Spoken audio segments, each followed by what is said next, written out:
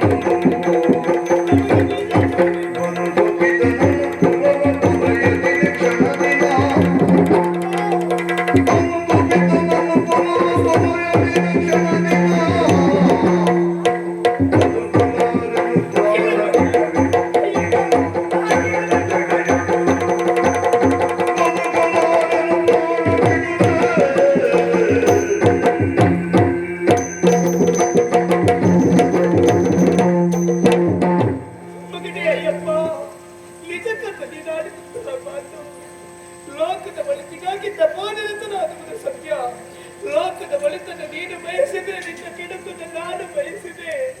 ನಿಮ್ಮಲ್ಲಿ ಕ್ಷಮೆ ಇಲ್ಲದೆ ಬೇರೇನು ಕೇಳುವುದಕ್ಕೆ ಅಸಾಧ್ಯ ಮಗನೇ. ಇದು ನಿನ್ನ ತಂದೆಯವರು ಇದಾಗಲೇ ಆ ಮ್ಲೇಚ್ಛರ ಸೆರೆ ಸಿಕ್ಕಿದ್ದಾರೆ.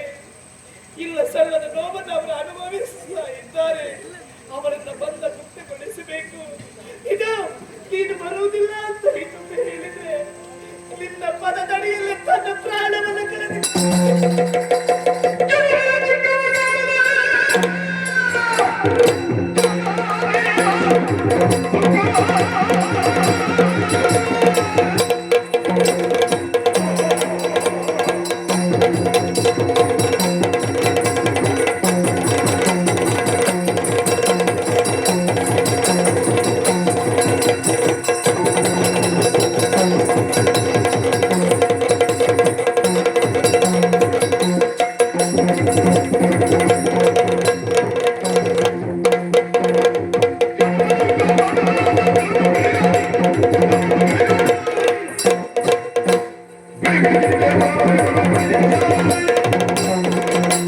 ಒತ್ತಡದ ಮೇಲೆ ಗೂಢವಾಗಿರುವಂತಹ ವಾಮನ ದಾಳಿ ಯೋಚಿಸಬೇಕಾದಂತ ಅಗತ್ಯತೆ ಇಲ್ಲ.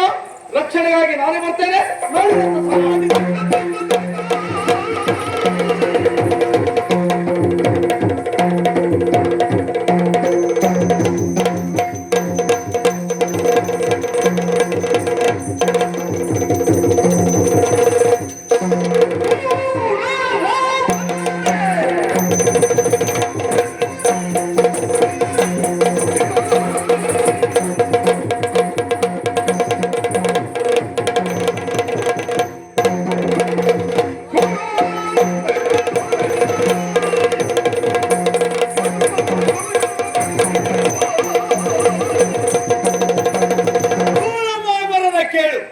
ಸದಾ ಶಾಂತಿ ನೆಲೆಸಿರುವಂತಹ ಪಂದಳ ಕ್ಷೇತ್ರವನ್ನ ಆಕ್ರಮಿಸುವುದರ ಮೂಲಕವಾಗಿ ಕ್ರಾಂತಿಯನ್ನ ಎಬ್ಬಿಸುವುದಕ್ಕೆ ಮುಂದಾಗಿದೆಯಾ?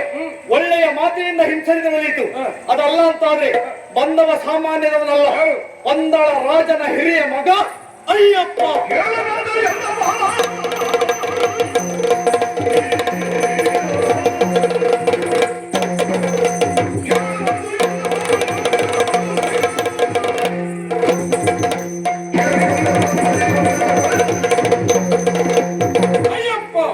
ಪಂದಳಕ್ಕೆ ನಮ್ದಕ್ಕೆ ಲಕ್ಕೆಯನ್ನೆತ್ತಿತ್ತು, ಕನಕವರ್ಮನನ್ನ ಸೋಲಿಸಿತ್ತು, ಏತಕವರ್ಮನನ್ನ ಸೆರೆಮನೆಗೆ ಎತ್ತಿತ್ತು.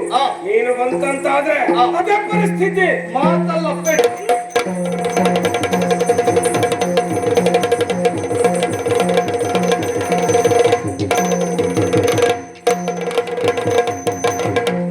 ದೃಢವಾಗಿರುವಂತಹ ವಾಮನನ್ನ ನಿಗ್ರಹಿಸುವುದಕ್ಕಾಗಿ ಇಲ್ಲಿವರೆಗಾಗಿ ಬಂದವ ನಾನು. ನನ್ನ ತಪಸ್ಸೆನ್ನುವುದು ಅರ್ಧಕ್ಕೆ ನಿಂತು ಹೋಗಿದೆ. ಪೂರ್ಣಗೊಳಿಸುವುದಕ್ಕಾಗಿ ಕಾಲದತ್ತ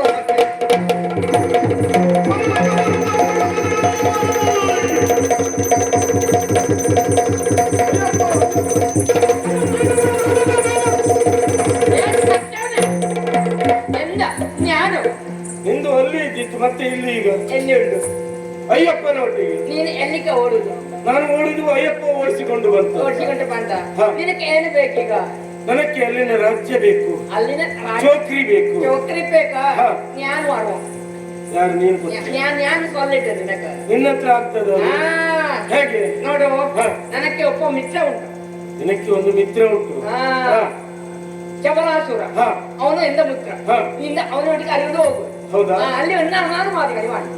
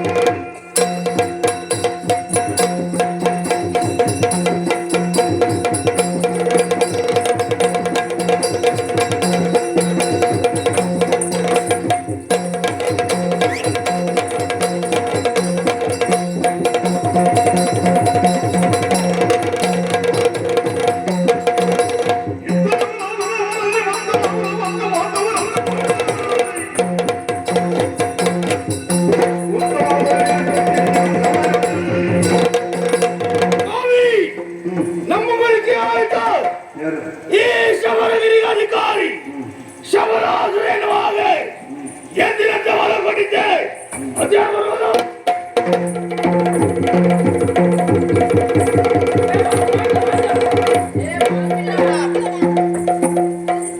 വാങ്ങിട്ട് വാങ്ങിട്ട് വാങ്ങിട്ട് അവിടെ എന്താ മിത്ര ആ എന്താ മിത്ര ഞാൻ പറഞ്ഞിട്ട് ಒಂದೇ ಗೆಳೆಯ ನಿನ್ನನ್ನು ನೋಡಿದೆ ಎಷ್ಟು ಸಮಯವಾಯ್ತು. ரொம்ப ಸಮಯ ಆಯ್ತದ ಅಲ್ವಾ? ನೀನು ಬಂದು ಸಂತೋಷವಾಯ್ತು. ಬಾ ಈಗ. ಯಾರೇ ഞാനല്ലേ ഞാൻ ഓരോ ಬಂದಿಲ್ಲೇ ಮತ್ತೆ ಅಂಗಡಿ ಹೋಗಿ ಅಲ್ಲ ಬಂದಿದ್ದೆ ಆ ಕಡೆ ನೋಡು. ಓ ಇವ ಯಾರು? ವಾಲೇಕುಂ ಸಲಾಂ ವಾಲೇಕುಂ ಸಲಾಂ. ಏನು ಹೇಳ್ತಾನಲ್ಲ? ನಮಸ್ಕಾರ ವಣಕ್ಯಂ. ನಮಸ್ಕಾರ ಪ್ರತಿ ನಮಸ್ಕಾರ. ಅಚ್ಚಾ ಇವನು ಇಂದ ಮಿತ್ರವು. ಹೌದಾ? ಇಂದ ಇಂದ ಇಂದ ಪೇರು ವಾವರ. ಎಂದ ಇಲ್ಲಿ ಬಂದು ನೀನು ಇಂದುಕೊಂಡು ಮಾತಾಡಿದ ಇಂದ ವಾಂಗಿಟ್ಟು ವಾಂಗಿಟ್ಟು ಎಲ್ಲಿಗ ಇಂದ ಮೊತ್ತ ಮಾಡಿದೆ ಎಂದ ಕಾಯಿ ಎಂದ ಮಾಡಿದ್ದೀನಿ ಏಕೆ ಅಲ್ಲ ಇಂದ ಕಾಯಿ ಮುಹೂರ್ತ ಮಾಡಿ ಹೇಳಿದ್ದು ಇಂದ ಕುಡಿಚೋ ಇಂದ ಕೊಡು. ಅಚ್ಚೋ ಗೆಳೆಯ, ಆದ್ರೆ ನೀನು ಇಲ್ಲಿವರೆಗಾಗಿ ನೀನು ಬಂದಿದ್ದೀಯ. ಬಂದ ಉದ್ದೇಶ ಜ್ಞಾನ ಉಂಟು. ಹೌದಾ? ಏನಾಯ್ತೀರ ಇವನಿಕ ಅವನಿಗೆ? ಇವನಿಕ ಪಂತಳ ಪಂತಳ ಇಲ್ಲಿ ಯಾವುದು? ಪಂತಳ ಪಂತಳ. ನೀನು ಅಲ್ಲಿವರೆಗೆ ವಾಂಗಿಟ್ಟು ನಾನು ಅಲ್ಲಿ ಬರಬೇಕು. ಯಾಕೆ ಬರಬೇಕು. ಬಂದು ಆ ಪಂತಳ ರಾಜ್ಯ ಬಂದ್ರೆ ಅದು ನಿನಗೆ ಪಂದಳಕ್ಕೆ ಹೋಗಬೇಕು. ಅಲ್ಲಿ ಅರಸನನ್ನ ತೊಡಕಬೇಕು. ಅಧಿಕಾರ ನಿಂಗೆ, ಅಲ್ಲಿನ ಚೌಕ್ರಿ ನನಗೆ. ಚಿಂತಾಪಣ ಎನಕ ಅದು ಹಾಗಲ್ಲ. ಅಲ್ಲಿವರೆಗಾಗಿ ಬರಬೇಕು, ಅವನನ್ನು ಸೋಲಿಸಬೇಕು. ನನಗೇನು ರಾಜ್ಯ ರಾಜ್ಯ ರಾಜ್ಯ ಹಣ ಇಲ್ವಾ? ಹಣ ಯಾನು ಕೊಡುವ ಸ್ವಲ್ಪ ತಗೊಂಡ್ಕೋಬೇಕು. ಅಲ್ಲ, ಹಣ ಕೊಡುವುದಾದ್ರೆ ಎಷ್ಟು ಕೊಡ್ತೀರ? ಎಷ್ಟು ಬೇಕು ಇಂದ ಎಷ್ಟು ಕೊಡ್ತೀರ ಕೇಳು. ಇಂದ ಅರ್ಧ ಅರ್ಧ ಅರ್ಥ ಇಂದ ಅರ್ಧ ನಿಂತ ಅರ್ಧ ಅಲ್ಲ, ನೀನ್ ಎಷ್ಟೇ ಕೊಡು, ಅದ್ರ 5 ಪಟ್ಟು ಕೊಡ್ಬೇಕು ನಾನು. ಎಂದ ಸರಿಯೋ ಸರಿಯಾಗಿ ಅರ್ಧ ಪಾಲು ಆಗ್ಬೇಕು ತಾನೆ. ತಡ ಮಾಡುದಲ್ಲ. ಬನ್ನಿ ಈಗ.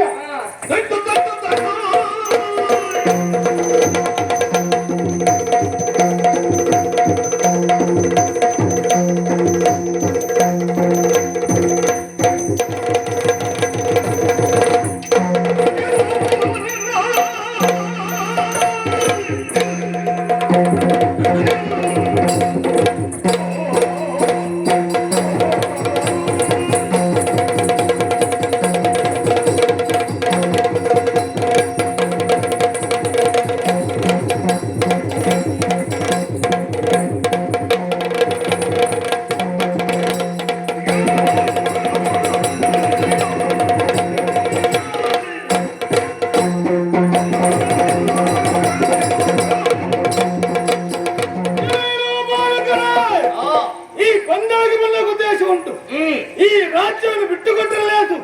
ಇಲ್ಲವಾದ್ರೆ ಬಡಿದುಕೊಂತೇವೆ ನಿಮ್ಮನ್ನೆಲ್ಲ. ಕೇಳುವುದಕ್ಕೆ ಬಂದವ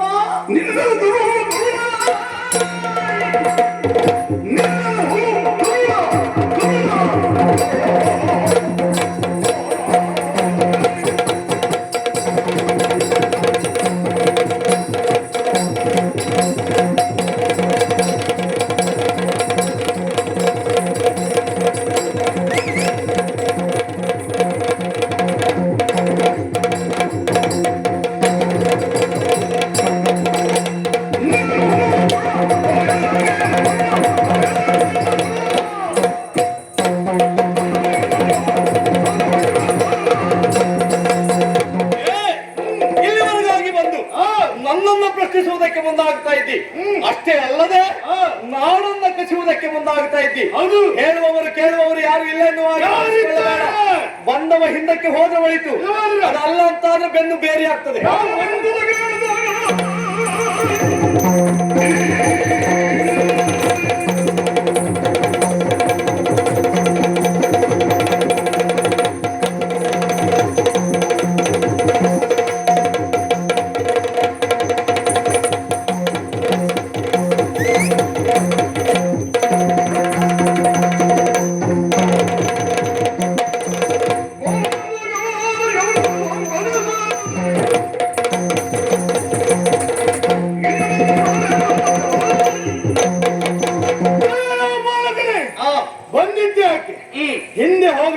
ಮತ್ತೆ ಒಂದೇ ರಾಜ್ಯವನ್ನು ಪಡಿಬೇಕು ಎನ್ನುವ ಉದ್ದೇಶಕ್ಕಾಗಿ ಬಂದಿದ್ದೇನೆ. ಆದ್ರೆ ಒಂದು ಮಾತು, ಏನು? ಹುಟ್ಟು ದರಿದ್ರವಾದರು ಸಾವು ಚರಿತ್ರೆ ಆಗಬೇಕೆನ್ನುವ ಉದ್ದೇಶ ನನ್ನದು. ಅದಕ್ಕಾಗಿ ಹೇಳ್ತಾ ಇದ್ದೇನೆ, ಏನು? ಬಿಟ್ಟು ಕೊಡ್ತೀಯಾ ಬೆಟ್ಟು ತಿಂತೀಯ?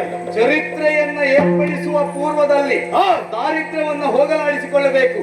ಚರಿತ್ರೆ ನಿರ್ಮಾಣ ಆದ್ಮೇಲೆ ಮತ್ತೆ ದಾರಿದ್ರ್ಯವನ್ನ ಎಳೆದುಕೊಂಡು ನಿನ್ನ ಮೈ ಮೇಲೆ ಹಾಕೊಳ್ತೀಯ ಅಂತ ಆದ್ರೆ ಬೇಡ ಅಂತ ನಾನು ಹೇಳುವುದಿಲ್ಲ.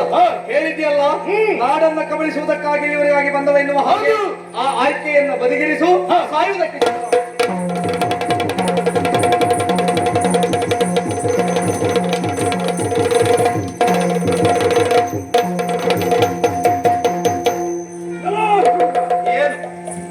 ನಮ್ಮ ಬಡವರನ್ನೆಲ್ಲ ಸೋಲಿಸಿದೆ ಎಂಬಲ್ಲಿಗೆ ಹೆಗ್ಗಬೇಡ. ಮತ್ತೆ ಬಂದಿದ್ದೇನೆ ವಾವರ. ಒಮ್ಮೆ ಪೆಟ್ಟು ತಿಂದು ಓಡಿ ಹೋಗಿರಬಹುದು, ಈಗ ಹಾಗಲ್ಲ, ಸರ್ವ ಸಿದ್ಧತೆಯಿಂದ ಬಂದವನು. ಒಂದು ತಿಂದವನಿಗೆ 10 ತಿನ್ನುವುದು ಹೆಚ್ಚಾಗುವುದಿಲ್ಲ. ಹೆಚ್ಚಾಗುವುದು ಹಾಗೂ ಪೆಟ್ಟು ತಿಂದ ರುಚಿ ಗೊತ್ತುಂಟು. ಹೌದಾ? ಮತ್ತು 4 ಕೊಟ್ಟು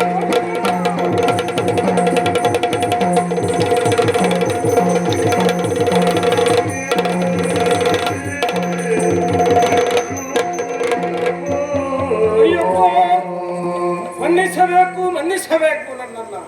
ನೀನು ಯಾರು, ನಿನ್ನ ಮಹಿಮೆ ಏನು, ನಿನ್ನ ಘನತೆ ಏನನ್ನುವುದನ್ನ ಅರಿಯದೆ ತಪ್ಪನ್ನ ಮಾಡಿದೆ. ನಾನಾಗಿ ಬಂದದ್ದಲ್ಲ, ದುಷ್ಟನಾದ ಕೇಳು ಪಂಡಿತನ ಮಾತನ್ನ ಕೇಳಿ ಇಲ್ಲಿವರೆಗಾಗಿ ಬಂದೆ. ಈಗ ಕೇಳು ಪಂಡಿತ ಪಲಾಯನ ಗೈದಿದ್ದಾನೆ, ಮೊದಲ ಆತನನ್ನ ಹುಡುಕುವ. ಎಲ್ಲಿದ್ದಾನೆ?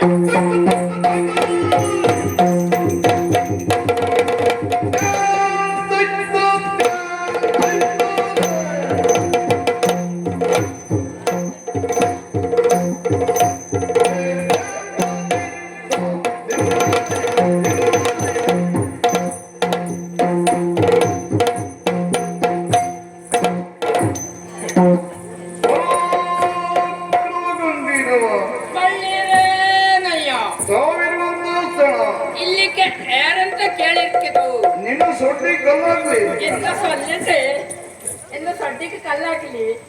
ಇದು ಎಂತ ಗೊತ್ತಿಲ್ಲ, ಎಲ್ಲಿ ಕಟ್ಕೊಂಡು ಗೊತ್ತಿಲ್ಲ, ಇದು ಜನ ಕಟ್ಕೊಂಡಿಲ್ಲ. ಇದು ಎಂದ ಬಾಲು ಎಂದಕ್ಕ ನನಕ ಹಿಂದೆ ಬಲಕ್ಕೆ ಯಾರಿಲ್ಲಿ ಇನ್ನೆಂತ ಹನುಮಂತ ಇತ್ತ ಹನುಮಂತ ಅಲ್ಲೇ ಹಿಂದೆ ಬಾಲ ಕಣ.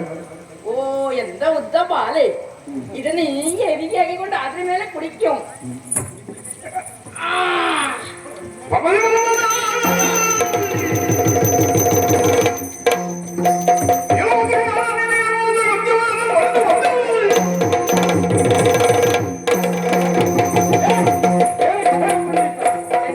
ಎಲ್ಲಿದ್ದಲ್ಲ ಕತ್ಕೊಂಡು ಬಂದ್ಯಾ? ಎಂದ ಸೊಲ್ಲಿಟ ನೀ ಮಂಡೆ ಸೇರಿ ಅಂತ ಕೇಳ್ತೇನೆ. ಎಂದ ಇದೆಲ್ಲ ಏನು ನಿನ್ನದು? ಇದೆಲ್ಲ ಏನು? ಒಳ್ಳೆದ ಪರಾಕ್ರಮ ಕಂಟ್ರಿ ರಾಮ. ಹೌದು, ಗಂಟೆ ರಾಮನೇ ನೀನು. ಆ ಮಗನ ಎಂದ ನಮ್ಮನ್ನ ಇಂಟೆಕ್ಟೆ ಮಾಡಿ ನೀನ್ ಇಲ್ಲಿ ಕಿರೀಟ ಹಾಕೊಂಡು ಕರೀತೇನೆ. ಈಗ ಬಂದದ್ದು ಯಾರು? ನೋಡಿದೆ ಇಲ್ಲಿ ಅಯ್ಯಪ್ಪ ನನ್ನ. ಇನ್ನು ಅರ್ಥ ಆಗ್ಲಿಲ್ವ ನಿನಗೆ? ಇದೆಲ್ಲ ಎಂತದ್ದು? ಇದೊಂದು ರಾಜ್ಯ ಆಳುವಂತ ಕಟ್ಟಿಕೊಂಡು ಬಂದು. ಯಾರು? ಕನ್ನಡವೂ ಸರಿ ಮಾತಾಡ್ಲಿಕ್ಕೆ ಬರುವುದಿಲ್ಲ, ಕಟ್ಟಿಕೊಂಡು ಬಂದೆ. ನಾನು ಕೇರಳ ಮಿತ್ರ. ಯಾರು? ಇಂಡಿಯಾ ಕೇರಳ ಕೊಟ್ಟಿ. ಅಲ್ಲೇ ಇರ್ಬೇಕು ಬಿಟ್ರೆ ನೀನು ಇಲ್ಲಿ ಬರುವುದಲ್ಲ ನೀನು. ಆದ್ರೂ ನೀನು ಮೊದ್ಲಿನಗಿಂತ ಈಗಲೇ ಬಹಳ ಚಂದ ಕಾಣ್ತಾ ಇದ್ದಿ. ಹೌದಾ? ಹೌದು. ನಾನು ನಲ್ಲ ಇರ್ತದ. ನಿನಗೊಂದು ಅವಕಾಶ ಸಿಕ್ಕಿದ್ರೆ ಹೆಚ್ಚಿನ ಸಮಯ ಹೀಗೆ ಕಟ್ಕೊಂಡು ತಿರುಗಾಟ ಮಾಡಿ. ಯಾರು? ನೀನು. ನಾನು ನಾನು ಇಲ್ಲ ಇಂದ ಕೇಟ ಕೇಟ ಇಂದ ಇಂದ ಪತ್ತಿಲ್ಲ ಇಂದ ಪತ್ತು ಹೇಳಬೇಕು.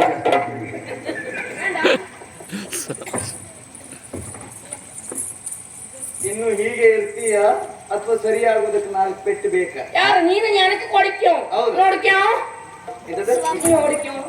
ನೋಡ್ತೀಯಾ? ನೋಡ್ತೀಯಾ? ನೋಡು.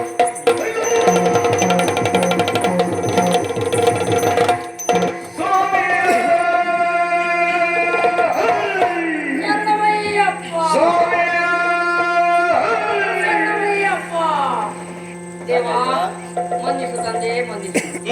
ನನ್ನದು ತಪ್ಪಾಗಿ ಹೋಯ್ತು. ನಾನು ನನ್ನದು ಎನ್ನುವುದಾಗಿ ಮೆರೆದಾಡುತ್ತಿದ್ದವನು ನಾನು. ನಿನ್ನ ನೋಡಿದ ತಕ್ಷಣವೇ ಅಹಂಕಾರ ಎನ್ನುವುದಲ್ಲ ಇದು ಹೋಯ್ತು. ನಾನು ಮಾಡಿರುವುದು ಅಪರಾಧವಾಯ್ತು. ಮಂದಿಸು ತಂದೆ ಮಂದಿಸು. ಕೇವಲ ಕ್ಷಮೆಯನ್ನ ಯಾಚಿಸಿದ್ರೆ ಸಾಕಾಗುವುದಿಲ್ಲ.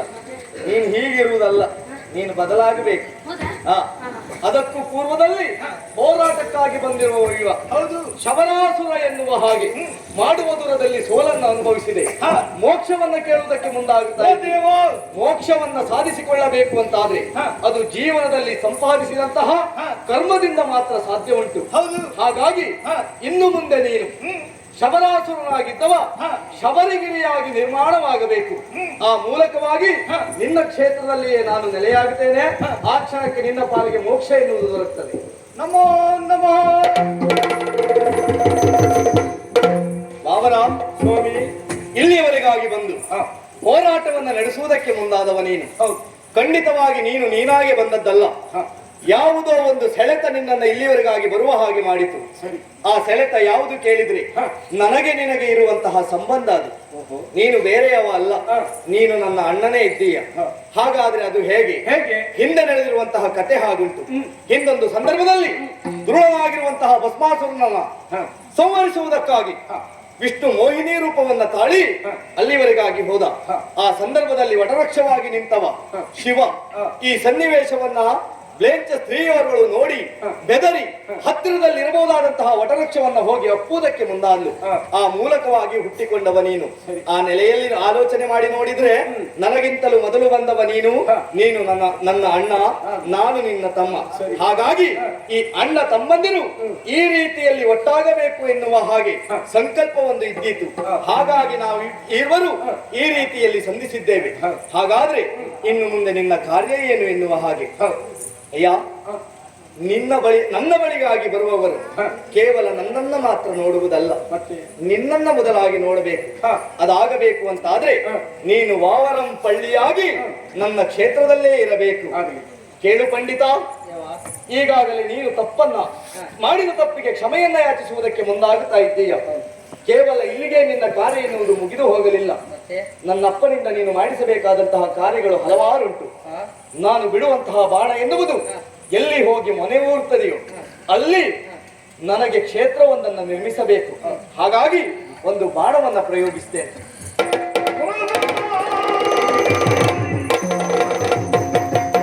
ನೋಡಿದರೆ ಆ ಕಡೆಯಲ್ಲಿ ಬೆಟ್ಟದ ತುದಿಯಲ್ಲಿ ಬಿಟ್ಟಿರುವಂತಹ ಬಾಣ ಎನ್ನುವುದು ಶಬರಿಗಿರಿಯತ್ತ ಸಾಗಿ ಅಲ್ಲಿ ಮೊನೆಯೂರಿದೆ. ಅಲ್ಲಿಯೇ ನನಗೆ ದೇಗುಲ ನಿರ್ಮಾಣ ಆಗಬೇಕು. ನಿರ್ಮಾಣವಾಗಬೇಕಿರುವಂತಹ ದೇಗುಲದ ವ್ಯವಸ್ಥೆ ಹೇಗಿರಬೇಕು ಕೇಳಿದ್ರೆ ಆ ದೇಗುಲಕ್ಕೆ 18 ಮೆಟ್ಟಿಲುಗಳಿರಬೇಕು. ಆ 18 ಮೆಟ್ಟಿಲುಗಳು 18 ಸಿದ್ಧಿಯ ಸಂಕೇತ. ಅಲ್ಲಿಯವರೆಗಾಗಿ ಬರುವಂತಹ ಭಕ್ತಾದಿಗಳು ಆ ಮೆಟ್ಟಿಲನ್ನ ಏರುವಾಗ ಮೊದಲ 7 ಮೆಟ್ಟಿಲುಗಳು ಸಪ್ತ ವ್ಯಸನಗಳನ್ನ ಸೂಚಿಸ್ತದೆ. ಅಲ್ಲಿಗೆ ಬರುವವ ಆ ವ್ಯಸನಗಳಿಂದ ದೂರನಾಗಿರಬೇಕು. ಆ ನಂತರದ 6 ಮೆಟ್ಟಿಲುಗಳು ಅರಿಷಡ್ ವರ್ಗಗಳನ್ನ ಸೂಚಿಸ್ತದೆ. ಅಂದರೆ ವ್ಯಕ್ತಿಯಾದವ ತನ್ನ ಅರಿಷಡ್ ವರ್ಗಗಳನ್ನ ನಿಗ್ರಹಿಸುವುದರ ಮೂಲಕವಾಗಿ ದೇವನನ್ನ ಕಾಣಬೇಕು ಎನ್ನುವುದೇ ಅದರ ಸೂಚನೆ. ಆಮೇಲಿನ 4 ಮೆಟ್ಟಿಲುಗಳು ಕಾಮ, ಕ್ರೋಧ, ಮದ, ಮತ್ಸರ ಎನ್ನುವಂತಹ ಅರಿಷಡ್ ವರ್ಗಗಳಿಗೆ ಒಳಗಾಗಿರುವಂತಹ ಆ ಅರಿಷಟ್ ವರ್ಗಗಳ ಜೊತೆಯಲ್ಲಿ ಈ ಕಾಮ ಕ್ರೋಧವನ್ನು ಅವನು ನಿಗ್ರಹಿಸಬೇಕು. ಕೊನೆಯಲ್ಲಿ ಉಳಿದಿರುವುದು 1 ಮೆಟ್ಟಿಲು, ಅದೇ ದೇವರು. ದೇವರನ್ನ ಕಾಣುವುದಕ್ಕಾಗಿ ಬರುವವ 17 ಮೆಟ್ಟಿಲನ್ನ ಏರಿದ ನಂತರ ಕೊನೆಯ 18ನೇ ಮೆಟ್ಟಿಲನ್ನ ಏರುವಾಗ ನಾನು ಎಲ್ಲವನ್ನ ತೊರೆದು ದೇವರನ್ನ ಕಾಣುವುದಕ್ಕಾಗಿ ಬಂದಿದ್ದೇನೆ. ನನ್ನ ಆತ್ಮ ಎನ್ನುವುದು ಪರಮಾತ್ಮನಲ್ಲಿ ಐಕ್ಯರಾಗಬೇಕು ಎನ್ನುವ ಹಾಗೆ ಸಮರ್ಪಣಾ ಭಾವನೆಯಿಂದ ನನ್ನನ್ನು ಕಾಣಬೇಕು. ಹಾಗಾದ್ರೆ ನನ್ನ ಕ್ಷೇತ್ರಕ್ಕೆ ಬರುವಂತಹ ಭಕ್ತಾದಿಗಳು ಮಾಡಬೇಕಾದಂತಹ ಕಾರ್ಯ ಏನು? 1 ಮಂಡಲ ಪರ್ಯಂತ ಅಂದರೆ 48 ದಿನಗಳ ಕಾಲ ಕಠಿಣವಾಗಿರುವಂತಹ ವ್ರತವನ್ನ ಆಚರಿಸುವುದಕ್ಕೆ ಮುಂದಾಗಬೇಕು.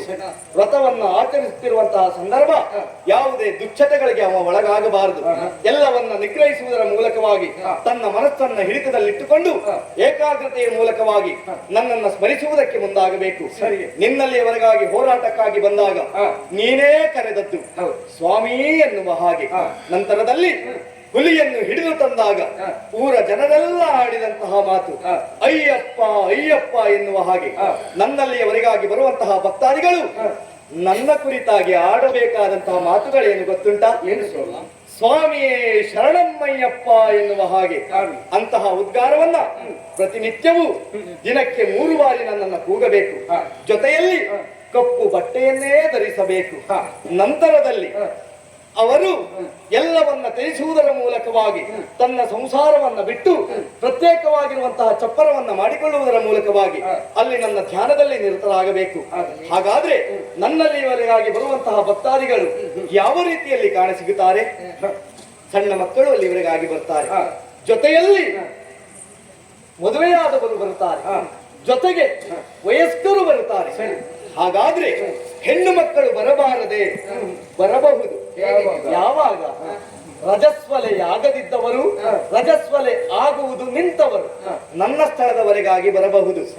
ಜೊತೆಗೆ ನನಗೆ ಪೂಜೆಯನ್ನ ಮಾಡಬೇಕು, ನನ್ನನ್ನು ಆರಾಧಿಸುವುದಕ್ಕೆ ಮುಂದಾಗಬೇಕು. ನನ್ನನ್ನು ಬರುವ ಪೂರ್ವದಲ್ಲಿ ನಿನ್ನನ್ನ ಕಾಣಬೇಕು. ಬರುವವರು ಕೇವಲ ಹಾಗೆ ಬರಬಾರದು, ಇರುಮುಡಿಯನ್ನ ಕಟ್ಟಿ ಬರಬೇಕು.